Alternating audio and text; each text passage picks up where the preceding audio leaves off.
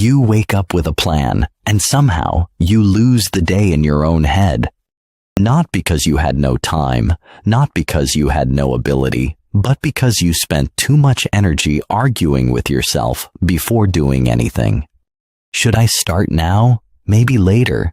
What if I do it wrong? I need the right mood. I'll do it after coffee, after lunch, after I feel clearer.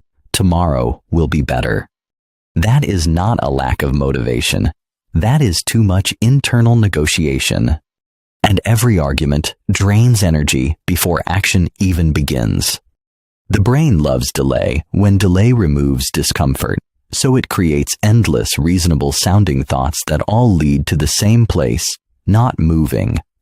This is why small tasks can feel weirdly heavy, not because the task is huge, but because the debate around it is huge.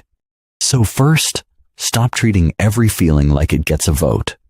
You do not need to consult your mood before every useful action. Your mood is information, not command.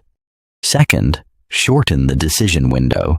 The longer you sit in, maybe, the stronger resistance becomes. Count down, stand up, start the first visible step before the argument gets sophisticated. Third, remove optional thinking. Decide in advance what happens when the time comes.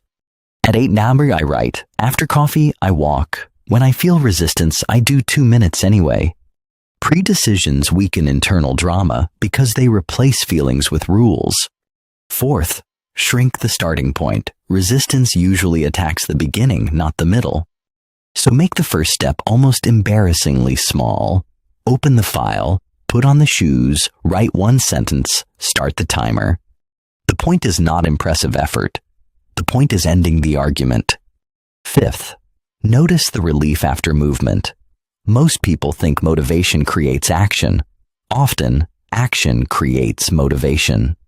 Once you begin, the brain gets evidence, the fear softens, and the next step feels easier.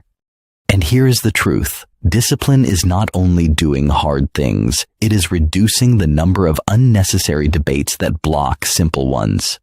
You do not need to win every internal argument, you need fewer of them. So stop holding daily court inside your head. Set the rule, start small, move before the mind turns one task into a philosophical crisis.